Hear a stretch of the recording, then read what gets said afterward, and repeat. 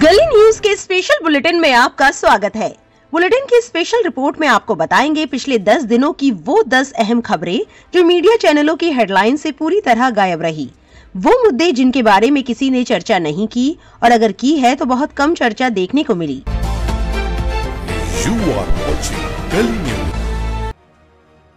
Bulletin की सबसे पहली खबर रमजान के बाद से शुरू होती है। रमजान का मुकद्दस महीना गुजरा, ईद आई और ईद के साथ साथ होली का त्योहार भी नजदीक आ गया।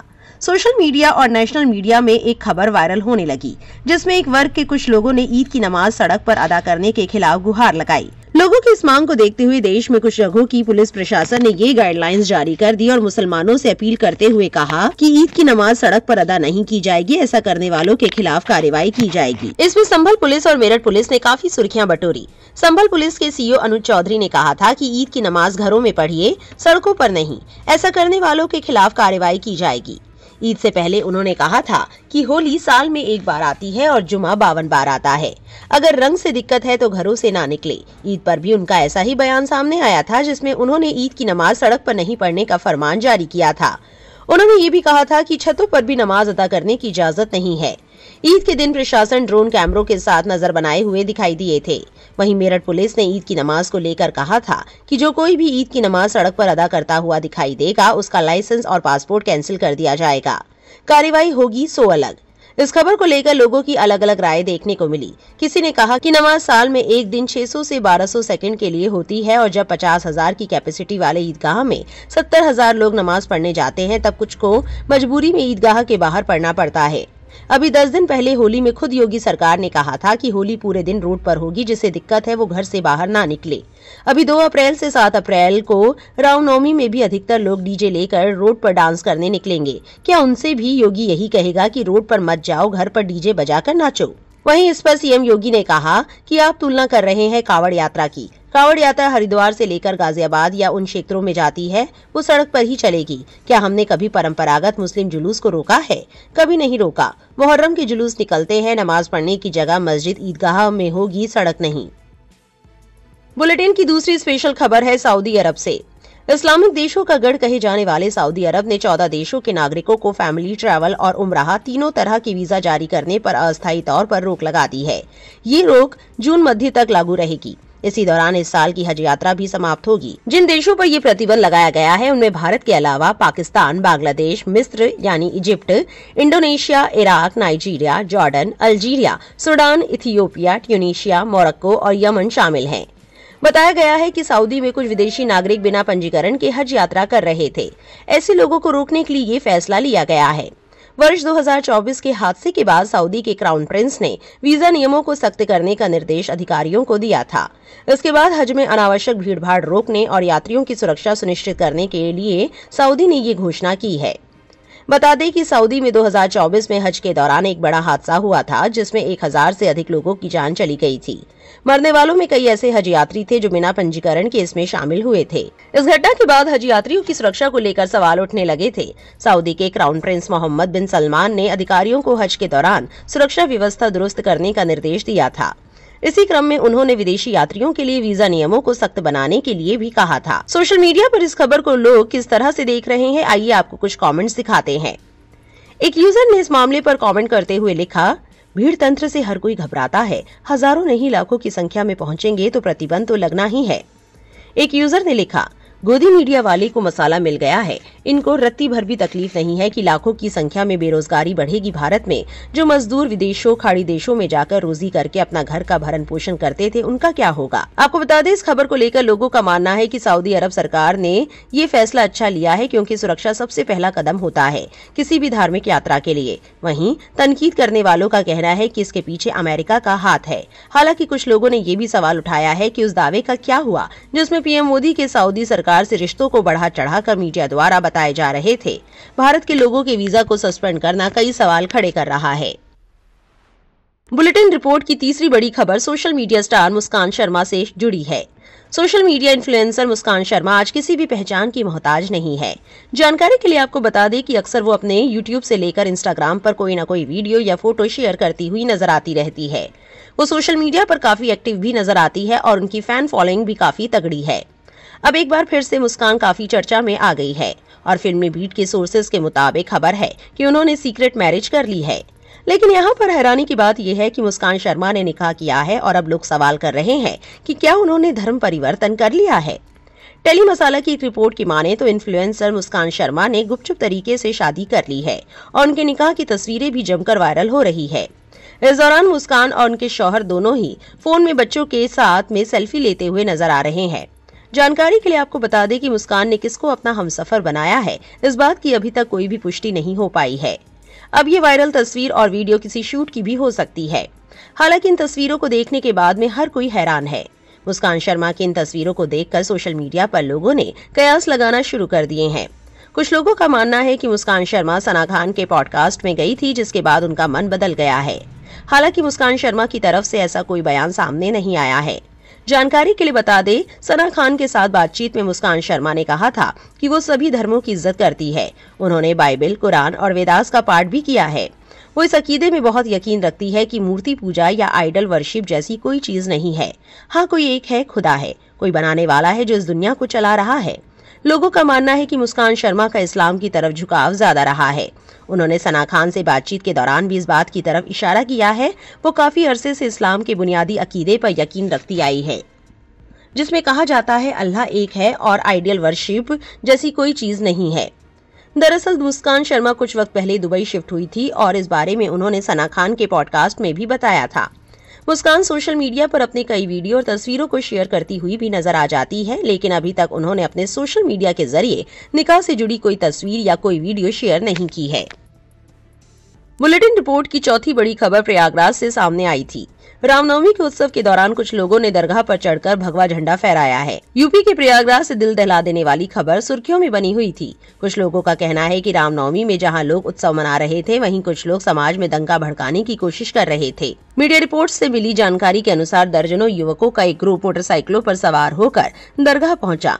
इनमें से कुछ युवक दीवारों के सहारे चढ़कर गाजी मियां की दरगाह की छत तक पहुंचे और गुंबद के पास भगवा झंडा लहराया। इस दौरान नीचे मौजूद अन्य लोगों ने जोरदार नारेबाजी की, जिससे पूरे इलाके में अफरा तफरी मच गई और कई लोग डर के कारण इधर उधर भागने लगे। मीडिया रिपोर्ट्स की माने तो इस प्रदर्शन की अगुवाई कर रहे व्यक्ति की पहचान मनिंद्र प्रताप सिंह के रूप में हुई है, जो स्वयं को भारतीय जनता पार्टी और राष्ट्रीय स्वयंसेवक संघ का सक्रिय कार्यकर्ता बताता है। सोशल मीडिया प्रोफाइल में उसने खुद को इलाहाबाद सेंट्रल यूनिवर्सिटी का पूर्व छात्र नेता और करणी सेना का पूर्व प्रदेश अध्यक्ष भी बताया है। इस खबर से जुड़ा लेटेस्ट अपडेट ये है कि जो मुख्य आरोपी था इस घटना का, उसे पुलिस ने गिरफ्तार कर लिया है। वहीं इस घटना को लेकर AIM पार्टी के कद्दावर नेता वारिस पठान ने इस मामले पर मांग करते हुए पूछा है, क्या इन पर कोई कार्रवाई होगी? रामनवमी भगवान श्री राम का जन्मदिन एक ऐसा पवित्र त्योहार है जो पूरे देश में बड़े उत्साह और श्रद्धा के साथ मनाया जाता है। एक वीडियो में दिखाया गया कि कैसे पश्चिम बंगाल के कई हिस्सों में रामनवमी का उत्सव बड़ी धूमधाम से मनाया गया।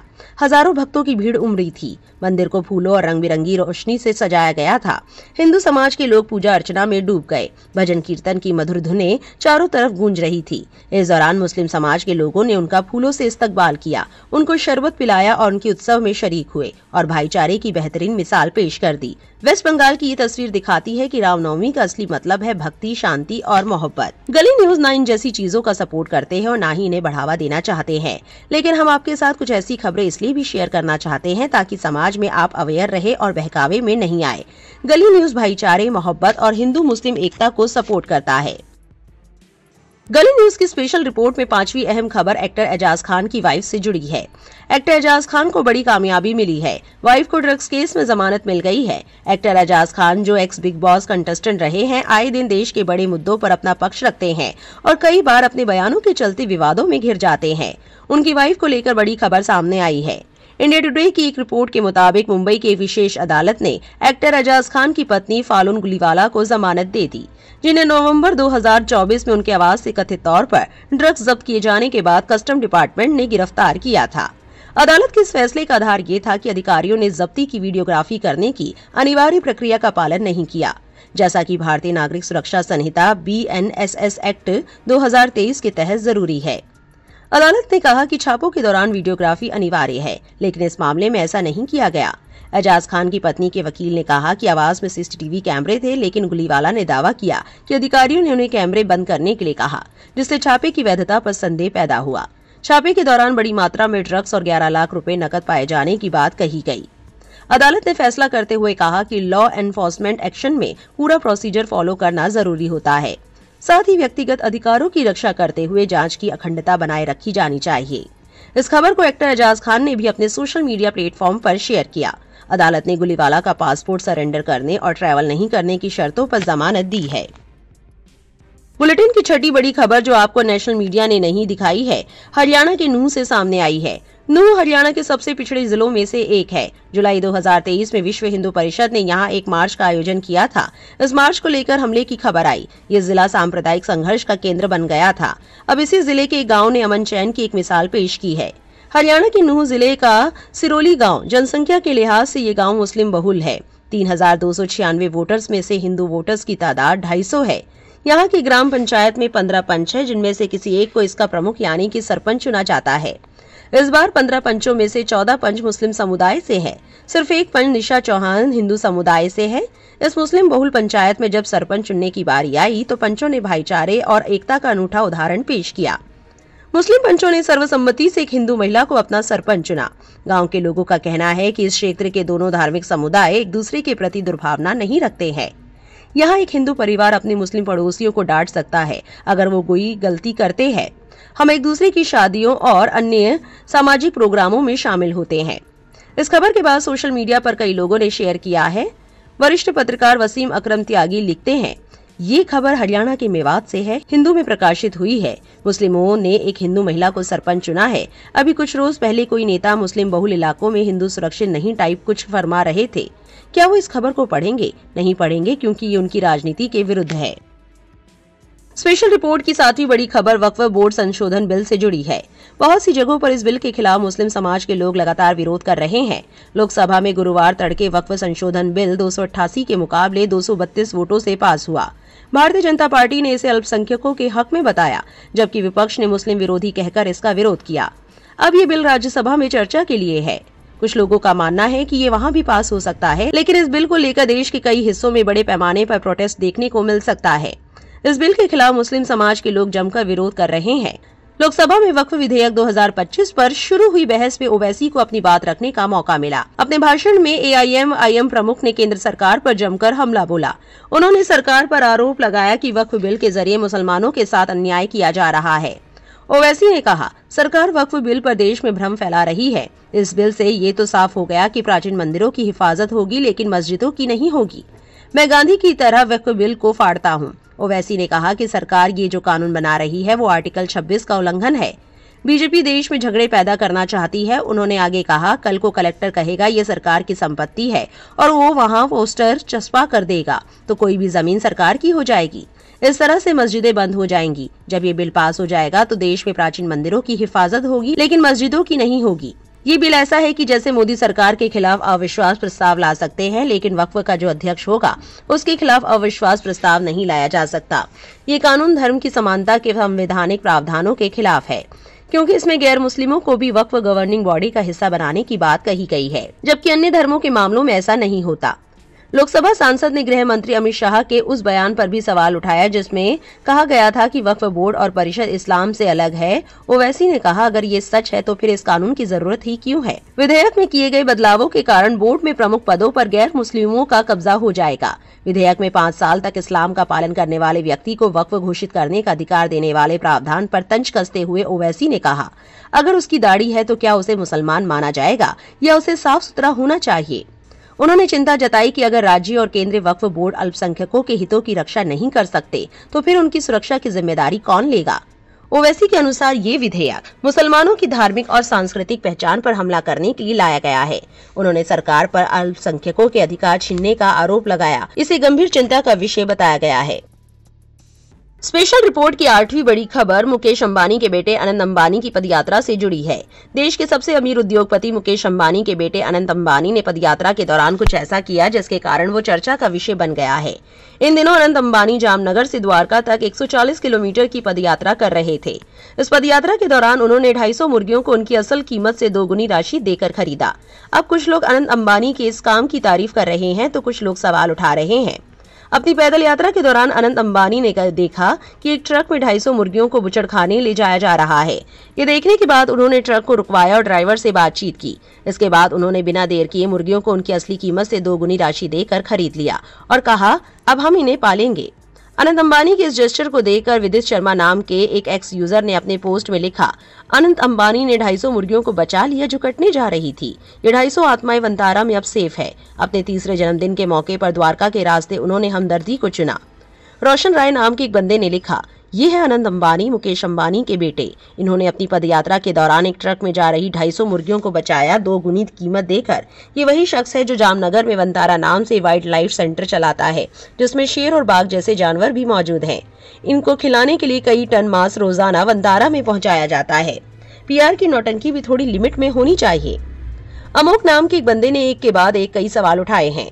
उन्होंने एक पोस्ट में कहा है कि जियो मार्ट, जिसका मालिक रिलायंस ग्रुप है, जियो मार्ट से फ्रेश चिकन, फ्रेश मछली, इनके मसाले, जानवरों की खाल से बनी लेदर जैकेट और बेल्ट जैसी तमाम चीजें खुलेआम बेची जा रही है। लेकिन अनंत अंबानी जी जो कुछ मुर्गियों को खरीद कर मसीहा बन गए हैं। इस तरह की हिपोक्रेसी ग्रोक और इन्फॉर्मेशन के दौर में ज्यादा दिनों तक नहीं टिकती है। गली न्यूज की स्पेशल रिपोर्ट की 9वीं खास खबर बंगाल की मुख्यमंत्री ममता बनर्जी से जुड़ी है। पश्चिम बंगाल के मुर्शिदाबाद जिले में मंगलवार को वक्फ कानून का विरोध प्रदर्शन के दौरान हिंसा भड़क गई थी। इस दौरान प्रदर्शनकारियों और पुलिसकर्मियों के बीच तीखी झड़प हुई। प्रदर्शनकारियों ने पुलिस के वाहनों में तोड़फोड़ कर आग लगा दी थी। इसी बीच वक्फ कानून को लेकर पश्चिम बंगाल की मुख्यमंत्री ममता बनर्जी ने प्रतिक्रिया दी है। उन्होंने कहा कि पश्चिम बंगाल में वक्फ कानून लागू नहीं होगा। सीएम ममता बनर्जी ने जैन समुदाय के एक कार्यक्रम को संबोधित करते हुए ये बात कही है। सीएम ममता बनर्जी ने कार्यक्रम को संबोधित करते हुए कहा कि वो अल्पसंख्यक लोगों और उनकी संपत्ति की रक्षा करेंगी। सीएम बनर्जी ने कहा कि चाहे आप मुझे गोली मार दें, लेकिन धार्मिक आधार पर बंगाल का विभाजन नहीं होने दूंगी। सीएम ममता ने ये भी आश्वासन दिया कि उनकी सरकार अल्पसंख्यक समुदायों और उनकी संपत्तियों की रक्षा करेगी और बंगाल में फूट डालो और राज करो की नीति को सफल नहीं होने दिया जाएगा। उन्होंने जनता से अपील करते हुए कहा कि वे उन लोगों की बातों पर ध्यान नहीं दे जो उन्हें राजनीतिक आंदोलन शुरू करने के लिए उकसाते हैं। ममता बनर्जी ने जैन समुदाय के कार्यक्रम को संबोधित करते हुए कहा कि जब दीदी यहाँ होंगी तो वो आपकी और आपकी संपत्ति की रक्षा करेंगी। हमें एक दूसरे पर भरोसा रखना चाहिए। सीएम ने कहा कि मैं सभी धर्मों के स्थानों पर जाती हूँ और ऐसा करना जारी रखूंगी। इस स्पेशल रिपोर्ट की 10वीं और बड़ी खबर कॉमेडियन कुणाल कामरा के हवाले से सामने आई है। कुणाल कामरा ने बिग बॉस ऑफर को रिजेक्ट किया है। शो के मेकर्स ने बड़ा खुलासा कर दिया है। Comedian Kunal Kamra parody song विवाद को लेकर चर्चाओं में है। कुणाल ने हाल ही में एक इंस्टाग्राम स्टोरी शेयर की। इसमें कॉमेडियन ने दावा किया कि उन्हें बिग बॉस में आने के लिए ऑफर भेजा गया, जिसको उन्होंने ठुकरा दिया है। हालांकि बिग बॉस टीम ने इस दावे को नकार दिया है। दैनिक भास्कर की एक रिपोर्ट के मुताबिक बिग बॉस ने कहा है कि अपकमिंग सीजन के लिए कुणाल कामरा को अप्रोच नहीं किया है।